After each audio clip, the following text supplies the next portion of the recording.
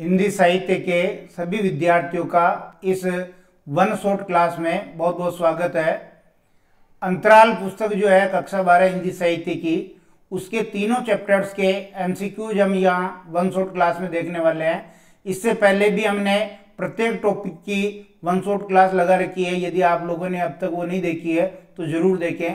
पहली बार यदि आप हमारे यूट्यूब चैनल से जुड़े हैं तो इसको सब्सक्राइब जरूर कर लें। प्रश्न संख्या 1 कह रहा है कि अंधे भिखारी के लिए लज्जा की बात क्या है। तो अंधे भिखारी के लिए लज्जा की बात है धन, क्योंकि अगर किसी को पता चलेगा कि भिखारी के पास धन है तो वो उसके लिए लज्जा की बात है। स वाला सही है। दूसरा क्वेश्चन देखिए, पाठ के अनुसार सूरदास के लोक और परलोक तथा उसकी दीन दुनिया का आशा दीपक कौन थी। तो पाठ के अनुसार जो रुपयों की पोटली थी और जिसमें 500 से ज्यादा रुपए उसने इकट्ठे किए थे भीख मांग मांग करके, वो उसके दीन दुनिया का आशा दीपक थी, उसके लोक और परलोक की कमाई थी। तुम खेल में रोते हो, कथन किसने किसको कहा। आपको पता है कि जो गीसू था पड़ोसी का लड़का और जो मिठुआ था, दोनों के बीच में खेल को लेकर के लड़ाई हो गई थी। तब गीसू ने मिठुआ से कहा कि तुम खेल में रोते हो, ये तो खेल है, खेल में जीत और हार लगी रहती है और तुम्हें खेल में नहीं रोना चाहिए, तुम खेल में रोते हो, ऐसा गीसू ने मिठुआ से कहा। झोंपड़े की आग की तुलना किससे की है। जो रात 2 बजे सूरदास के झोंपड़े में जो आग लगा दी थी, किसने लगाई थी, भैरव ने। तो उसको उस आग की तुलना किससे की है, उस आग की तुलना की है ईर्ष्या की आग से, क्योंकि ईर्ष्या की आग भी कभी बुझती नहीं और झोपड़े की आग भी बुझ नहीं रही थी, ज्यादा से ज्यादा लग रही थी। सुभागी कौन थी। सुभागी जो है वो भैरव की पत्नी थी। ए वाला ऑप्शन बिल्कुल सही है। चूल्हा ठंडा किया होता तो दुश्मनों का कलेजा कैसे ठंडा होता। ये कथन किसका है। जो ये कथन है ये नायक राम का कथन है। नायक राम ने ऐसा कहा था कि यदि चूल्हा ठंडा किया होता तो दुश्मनों का कलेजा कैसे ठंडा होता। नायक राम ने ये बात जो है किससे कही। नायक राम ने ये बात जगदर से कही। ये भी आपको पता होना चाहिए, जगदर से कही थी।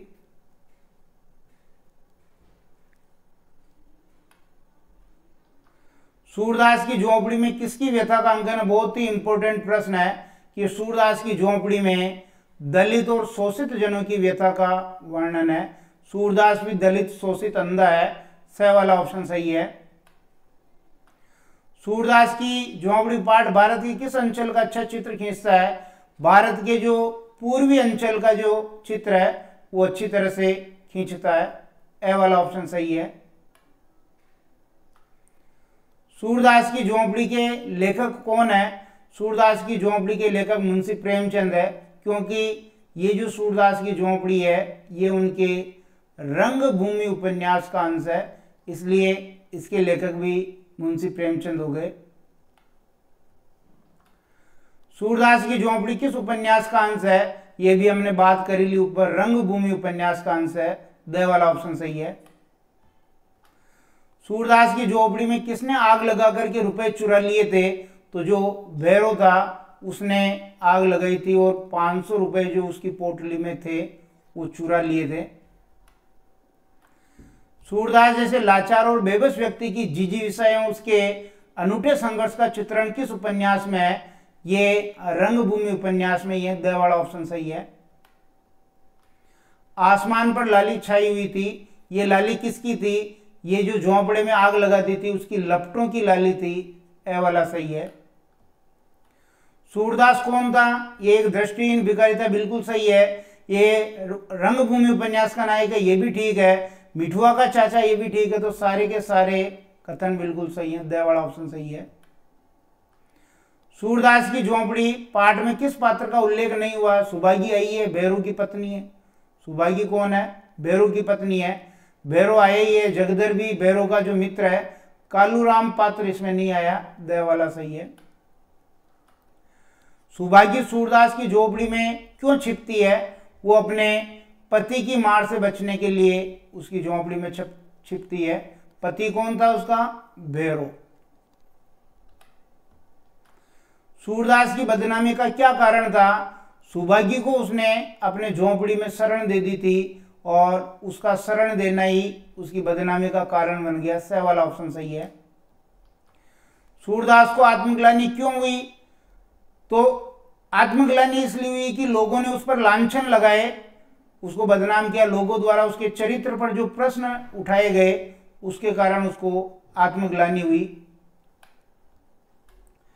भैरव को उकसाने और भड़काने में किसकी भूमिका थी? भैरव को उकसाने और भड़काने में जगदर की भूमिका थी कि दोनों ही दुष्ट प्रवृत्ति के थे। भैरव ने सूरदास की झोपड़ी में आग क्यों लगाई? क्योंकि वो अपने अपमान का और बदनामी का बदला लेना चाहता था। क्योंकि भैरव की पत्नी को सूरदास ने अपने झोपड़े में शरण दी थी, उसकी मार से उसको बचाया था, भैरव की मार से, इसलिए। सूरदास का चरित्र कैसा है? ईर्ष्याभाव वाला बिल्कुल नहीं, प्रतिशोध वाला बिल्कुल नहीं, पराई स्त्री पर नजर रखने वाला बिल्कुल नहीं, पुनर्निर्माण में विश्वास रखने वाला उसका चरित्र है। द वाला ऑप्शन सही है। मिठुआ कौन है? ये मिठुआ सूरदास के भाई का लड़का अर्थात सूरदास का ये भतीजा हो गया। इस पाठ में कहीं ऐसा क्लियर जिक्र नहीं है, लेकिन आप यदि रंगभूमि उपन्यास को पढ़ेंगे तो वहां आपको पता चल जाएगा कि ये मिठुआ जो है उसका भतीजा है। सूरदास की झोपड़ी से ज्वाला कब उठी? रात में 2 बजे सूरदास की झोपड़ी से ज्वाला उठी। झोपड़ी से निकलती ज्वालाओं की तुलना किससे की गई है? मंदिर के स्वर्ण कलश से, जल में चांद के प्रतिबिंब से। स वाला ऑप्शन सही है। ए और ब दोनों सही है। यहाँ 1 और 2 की जगह ए व ब कर दें। ए और ब दोनों सही हैं। अधिकांश लोग चुपचाप खड़े निराशापूर्ण दृष्टि से अग्निदाह को किसके समान देख रहे थे? वो जैसे किसी मित्र की चिताग्नि हो, उस मित्र की चिताग्नि के समान उस झोंपड़े की आग को देख रहे थे, क्योंकि वो कुछ भी नहीं कर सकते थे। हाँ, फूस जल गया है, अब धरण जल रही है। यह कथन किसका है? ये जो कथन है बजरंगी का है। ए वाला कथन बिल्कुल सही है। बजरंगी ने कहा था कि फूस जल गया, अब धरण जल रही है। सूरदास को दुख था किसका? तो जो उसकी झोंपड़ी जल जाने का दुख नहीं था, बर्तन भी जल गए दुख नहीं था, रुपयों की पोटली जो उसके अंदर थी उसका दुख था। मुंशी प्रेमचंद का उपन्यास कौन सा नहीं है? गोदान है, सेवा सदन, निर्मला, झूठा सच नहीं है। ये झूठा सच उपन्यास यशपाल का है। पोटली के रुपए किसके थे? पोटली के रुपए चांदी के थे। सूरदास ने जलने के बाद भी पोटली की उसे राख को उल्टा पलटा, उसे विश्वास था कि पैसे जो है वो जल करके गर्म होकर के चांदी की डड़ी के रूप में मिल जाएंगे उसको। पोटली में कितने रुपए थे? पोटली में 500 रुपए थे। ब वाला ऑप्शन सही है। पोटली में रखे रुपयों से सूरदास क्या क्या करना चाहता था? पितरों का पिंडदान करना चाहता, बिल्कुल सही। मिठुआ की शादी भी करना चाहता था, कुआं बनवा करके जन कल्याण का काम करना चाहता था, इसलिए उपयुक्त सभी के सभी सही हो गए। बहुत इंपॉर्टेंट प्रश्न है। सूरदास पितरों का पिंडदान कहां करना चाहता था? ये गया जाकर के अपने पितरों का पिंडदान करना चाहता था पोटली के रुपयों से। सुभागी रात भर कहां छिपी बैठी रही? ये अमरूदों के बाग में, मंदिर के पीछे अमरूदों का बाग था, उसमें ये छिपी बैठी रही। सुभागी भैरव का दूसरा अवतार किसे समझती थी? जो जगदर था उसको भैरव का ही दूसरा अवतार समझती थी। एक सांपनाथ है तो दूसरा नागनाथ है, एक ही थैले के चट्टे बट्टे, दोनों दुष्ट प्रवृत्ति के हैं। सूरदास के पास अब क्या बचा या बची थी? घर उसका जल गया था, आबरू उसकी चली गई थी, धन उसका भैरव ने चुरा लिया था, केवल और केवल अब उसके पास जमीन बची है। सहसा वह चौंक पड़ा। सूरदास के चौंकने का क्या कारण था? सूरदास जो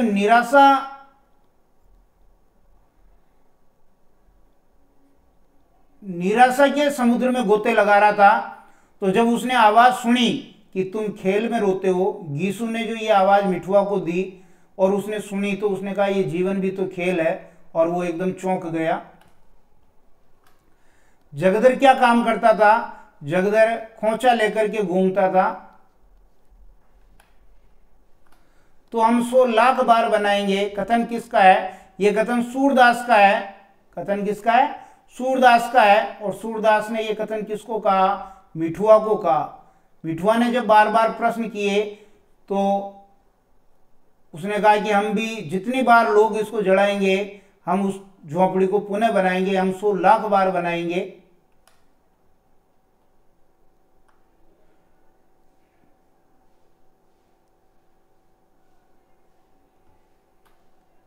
तो हम 100 लाख बार बनाएंगे। कथन में सूरदास के चरित्र की कौन सी विशेषता है? आशावादी है, पुनर्निर्माण पर आस्था, दृढ़ संकल्प, उपयुक्त सभी। सारे के सारे ऑप्शन इसमें सही हैं। द वाला सही है। मानसरोवर कहानी संग्रह किसका है? मुंशी प्रेमचंद का ये कहानी संग्रह है। मानसरोवर कहानी संग्रह के कितने भाग हैं? मानसरोवर कहानी संग्रह के 8 भाग हैं। कृषक जीवन की महागाथा वाला उपन्यास कौन सा है? कृषक जीवन की महागाथा वाला उपन्यास है गोदान। बिल्कुल सही है। होरी जो इसका मुख्य पात्र है, अगर आप कभी पढ़ेंगे तो आपको पता चलेगा होरी। यहां पर ये 6 की जगह द वाला ऑप्शन कर दें। सूरदास की सारी आशाओं का आधार क्या थी? जो रुपयों की पोटली थी वो उसकी सारी आशाओं का आधार थी। सूरदास के चरित्र की कौन सी विशेषता? आत्मविश्वासी तो है ही है, पुनर्निर्माण विशेष विश्वास रखने वाला है, संवेदनशील है, उपयुक्त। सारे के सारे सही हो जाएंगे। डोडहा, मजगिदवा, दामिन किसके प्रकार है? ये सांपों के प्रकार है। नंगा तलाई का गांव जो लेखक की आत्मकथा है उस वाले पार्ट में से है। बिस्कोहर की माटी। आत्मकथा नंगा तलाई का गांव का नायक कौन है? इसका नायक विश्वनाथ है, जो विश्वनाथी हैं, इनके बचपन का नाम है ये। विश्वनाथ कौन है? ये लेखक स्वयं है और ये आत्मकथा है उसकी। पाठ के अनुसार मानव जन्म लेने की सार्थकता किसमें है? मां के अंक से लिपट करके जो दूध पीता है बालक, उसमें मानव जन्म की सार्थकता मानी गई है। हिंदुओं के भोज में, बिस्कोर में भोजन परोसा जाता था किसमें? तो कमल पत्र पर यह भोजन परोसा जाता था और कमल पत्र को कहते थे पुरैन। बिस्कोर की माटी पाठ में किस गांव का वर्णन किया गया है? इसमें नंगा तलाई गांव का वर्णन किया गया है और नंगा तलाई का गांव ये लेखक की आत्मकथा है। कोइया किसे कहते हैं? कोइया कुमुद को कहते हैं। ये जल में उगने वाला एक पुष्प है कुमुद। बिस्कोर की माटी पाठ गद्दी की किस विधा में लिखा गया है? ये आत्मकथांश विधा में है, क्योंकि नंगा तलाई का गांव जो है आत्मकथा है और उसका अंश है बिस्कोर की माटी। लेखक ने अकाल के समय खाई जाने वाली किस वस्तु का उल्लेख किया है? कमल ककड़ी का उल्लेख किया, जिसे भसीण भी कहते हैं। बिस्कोर की माटी पाठ में लेखक के अनुसार आंख आने पर किसका दूध लगाया जाता था? तो सत्यानाशी या बरबंडा का दूध जो है आंख पर लगाते थे। स वाला ऑप्शन सही है। निम्न में से कौन सा असत्य कथन है? डोडा, मजगिदवा और दामिन विषहीन सर पर बिल्कुल ठीक है। डोडा वामन जाति का जिसे मारा नहीं जाता, ये भी ठीक है। बटिया के 2 मुंह होते हैं, ये भी ठीक है। गोर कड़ाई को फेटारा भी कहते हैं। ये क्वेश्चन, ये कथन जो है ये गलत है। फेटारा गोड़ कड़ाई को नहीं कहते हैं, इसलिए ये क्वेश्चन याद वाला ऑप्शन इसका सही हो जाएगा। बिस्कोर की माटी पाठ की विषय वस्तु किस पर केंद्रित है? ग्रामीण जीवन शैली, लोक कथाओं पर, लोक मान्यताओं पर। सारे के सारे सही हैं। बिस्कोर की माटी पाठ में किसका वर्णन है? जीवन में मां के स्थान का, गांव का वर्णन, गांव के प्राकृतिक परिवेश का वर्णन। सारे ही सही हैं। द वाला ऑप्शन सही है। गांव शहर की तरह सुविधा युक्त नहीं होते हैं, तो वे किस पर निर्भर रहते हैं? वे प्रकृति पर निर्भर रहते हैं। स वाला ऑप्शन सही है। ग्रामीण जीवन में शहरी दवाइयों की जगह किसका प्रयोग आम बात है? तो प्रकृति से प्राप्त जो फूल पत्तियां हैं इनका प्रयोग हम औषधि के रूप में करते हैं। विश्वनाथ के गांव में एक फल बहुत इफरात होता था, वो ज्यादा मात्रा में होता था, उसका क्या नाम है? उसका नाम है सत्यानाशी या बरबंडा। ये जो फल है ये ज्यादा मात्रा में होता था।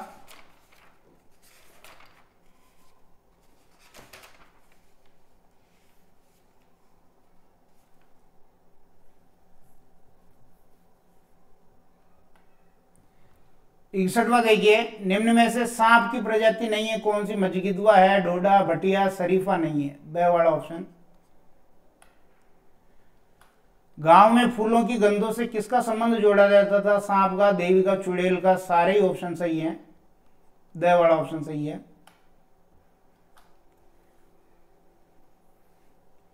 गांव में लू लगने की दवा क्या थी? कच्चे आम का पन्ना, बिल्कुल ठीक है, ए वाला सही है। खेतों में पानी देने के लिए छोटी छोटी जो नालियां बनाई जाती थी उसे क्या कहते थे?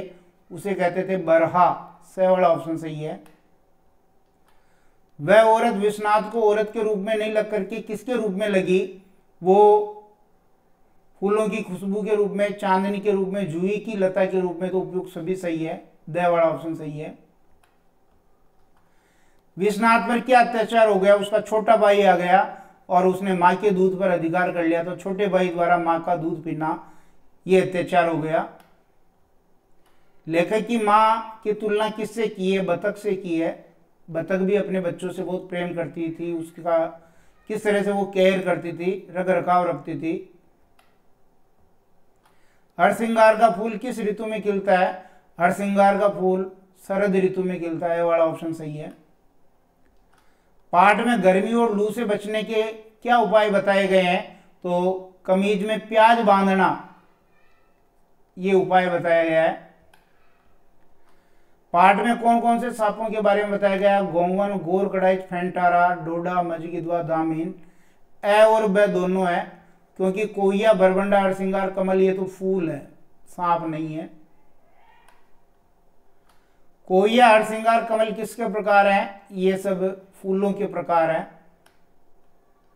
लेखक के नंगा तलाई का गांव में शरद ऋतु में कौन से फूल खिलते थे? तो देखिए, एक तो आया इसमें हरसिंगार और एक आया है कोका बेली, ये दोनों ही खिलते हैं। तो आप ब और द दोनों याद रखें, ब और द दोनों याद रखें, दोनों ही जो है शरद में खिलते हैं। कोका बेली को क्या कहा है? कुमुद कहा है। कोका बेली को क्या कहा है? कुमुद कहा है। इसलिए इसके दो ऑप्शन सही हो जाएंगे और दोनों को ध्यान रखेंगे। बिल्कुल ये जो आया है कि कुमुद को ही कोका बेली कहते हैं, बिल्कुल सही है। विश्वनाथ को कौन सी बात देर से समझ में आई कि बतख अंडे देने के समय पानी से जल पर आ जाती है? ये बात बहुत देरी से समझ में आई। दिलशाद गार्डन था, उसमें उसने बतख को देखा था।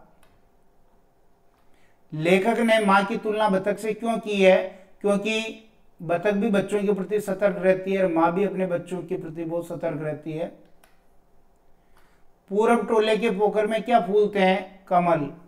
कमल पूरब टोले के पोखर में फूलते हैं। कमल पत्र को क्या कहते हैं? कमल पत्र को पुरीन कहते हैं, ब वाला ऑप्शन सही है। कमल ताल का नाम क्या है? ये लेमंडी का जो ताल आया था ये कमल ताल है, ए वाला ऑप्शन सही है। कमल का बीज क्या कहलाता है? कमल का बीज कमल गट्टा कहलाता है। कमल का बीज क्या कहलाता है? कमल गट्टा कहलाता है, स वाला सही है। कमल से भी ज्यादा बार किसकी थी? कोइया, कुमुद की या कोका बेली की? कोका बेली किसका नाम है? अभी आ गया कोका बेली किसका? कोइया या कुमुद का नाम है, द वाला ऑप्शन सही है। रेलवे लाइन के दोनों ओर कौन सा फूल मिलता है जो शरद में खिलता है? कोइया या कुमुद जो है ये रेलवे लाइन के दोनों तरफ होता है और खूब सारी मात्रा में मिलता है ये। सुजनी किसे कहते हैं? सुई के डोरे से जो कथरी बनी जाती है गुदड़ी, उसको सुजनी कहते हैं। इस स्मृति के साथ किसका बोध अजीब तौर से जुड़ा हुआ है? मृत्यु का बोध अजीब तौर से जुड़ा हुआ है। ब वाला ऑप्शन सही है। बिस्कोर की माटी पाठ किस शैली में लिखा गया है? ये आत्मकथात्मक शैली में लिखा गया है, क्योंकि नंगा तलई का जो गांव है, ये नंगा तलई का गांव लेखक की आत्मकथा है। विश्वनाथ प्रसाद त्रिपाठी ने हजारी प्रसाद द्विवेदी पर कौन सी पुस्तक लिखी उनको केंद्रित करके? तो व्योमकेश दरवेश। स वाला ऑप्शन सही है।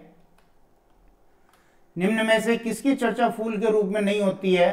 तो इसमें गुलाब की होती है, कोहिया की होती है, हरसिंगार की तो होती है, लेकिन कोहड़ा काशीफल की नहीं होती है। द वाला ऑप्शन सही है। पाठ के अनुसार मालवा की सुख समृद्धि एवं संपन्नता नष्ट हुई किसके कारण? यूरोप और अमेरिका की खाऊ उजाड़ू सभ्यता अपनाने के कारण। ब वाला सही है। अपना मालवा खाऊ उजाड़ू सभ्यता पाठ में किसका चित्रण किया गया है? मालवा प्रदेश की मिट्टी और वर्षा का, बिल्कुल ठीक है। मालवा की जो नदियां हैं उनकी स्थिति, उद्गम विस्तार का, ये भी ठीक है। वहां के जनजीवन और संस्कृति का, तो सारे के सारे सही हैं। बहुत इंपॉर्टेंट प्रश्न है ये। पाठ में खाऊ उजाड़ू सभ्यता को किसकी देन बताया गया है? अमेरिका और यूरोप की देन उसको बताया है। हाथीपाला क्या है? हाथीपाला एक नदी का नाम है जिसको पार करने के लिए हाथी पे बैठना पड़ता था। किसके कारण विकास की औद्योगिक सभ्यता उजाड़ के विश्व सभ्यता बन गई है? तो यूरोप और अमेरिका की खाऊ उजाड़ू सभ्यता के कारण जो औद्योगिक सभ्यता है वो वास्तव में विकास नहीं कर रही है, विनाश हो रहा है उससे। लेखक ने खाऊ उजाड़ू जीवन पद्धति के द्वारा किस प्रकार की तस्वीर खींची है जिससे मालवा भी नहीं बच सका है? पर्यावरणीय विनाश की तस्वीर उसने खींची है, जिसका प्रभाव मालवा भी पड़ा है। अपना मालवा खाऊ उजाड़ू सभ्यता पाठ जनसंख्या के किस शीर्षक से लिया गया है? ये कागज कार्य स्तंभ से लिया गया। द वाला बिल्कुल सही है। डगडग रोटी पग पग नीर उक्ति किसके बारे में कही गई है? ये मालवा के बारे में कही गई है। स वाला बिल्कुल सही है इसमें।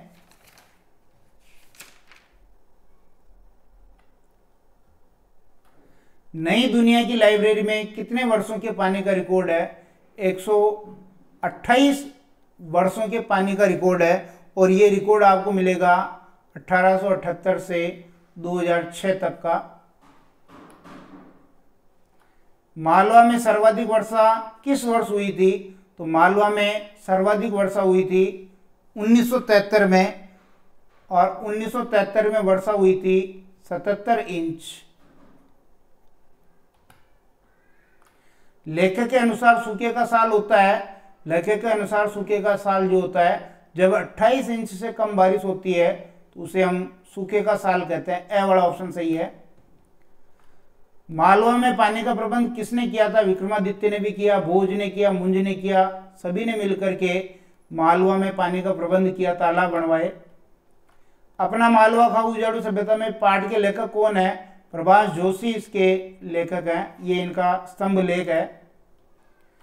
अपना मालवा खाऊ उजाड़ू पाठ गद्य के किस रूप में लिखा गया है? ये एक स्तंभ लेख है। द वाला ऑप्शन सही है। अपना मालवा खाऊ उजाड़ू सभ्यता किसमें और कब प्रकाशित हुआ था? तो ये जनसत्ता में 1 अक्टूबर 2006 को प्रकाशित हुआ था। 1 अक्टूबर और 2006 को ये प्रकाशित हुआ था। 1983 में प्रभाष जोशी ने किस अखबार का संपादन किया? जनसत्ता अखबार का उसने संपादन किया। चौमासा के समय मालवा तथा राजस्थान में किस भिन्नता की ओर संकेत किया गया है कि जगह जगह तालाब बन जाता है मालवा में? त्योहार के समय मालवा के घर आंगन को किससे लिपा जाता है? गोबर से लिपा जाता है। ब वाला ऑप्शन सही है। मालवा प्रदेश अब पहले वाला मालवा प्रदेश नहीं रहा है, इसके पीछे क्या कारण है? यूरोप और अमेरिका की खाऊ उजाड़ू सभ्यता के कारण मालवा बदल चुका है। 56 का काल किसे कहते हैं? ये विक्रम संवत 1956, विक्रम संवत, लेकिन यहाँ विक्रम संवत नहीं है तो ईस्वी है।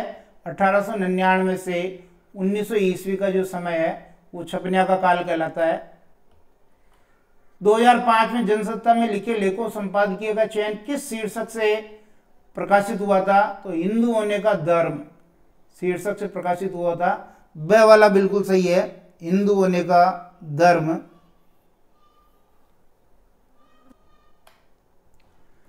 कौन सा महीना मालवा में मानसून के जाने का महीना होता है? तो ये क्वार का जो महीना होता है ये मानसून के जाने का महीना होता है। इस पाठ में लेखक ने किस नदी का उल्लेख नहीं किया है? नर्मदा आई है, देखिए चंबल भी आई, क्षिप्रा भी आई, कावेरी कहीं नहीं आई है। बिलावली, सिरपुर, पिपलिया पल्ला क्या है? ये मालवा के तालाब है। किस त्योहार पर लेखक ने मालवा की यात्रा की थी? नवरात्रि का वो समय था। ब वाला ऑप्शन सही है। घट स्थापना किस त्योहार पर की जाती है? नवरात्रा त्योहार में घट स्थापना की जाती है। बहु बेटियों के नहाने धोने और सजगढ़ त्योहार मनाने में लगने की घड़ी, यहाँ किस त्योहार का उल्लेख है? तो यहाँ नवरात्रि का ही उल्लेख किया गया है। इस बार तो जाते जाते भी जमे रहने की धौंस दे रहा। धौंस कौन दे रहा है? मानसून दे रहा है। स वाला ऑप्शन सही है। नागदा स्टेशन पर बिना चीनी की चाय कौन पिलाते थे? मीणा जी बिना चीनी की चाय पिलाते थे। ब वाला ऑप्शन सही है।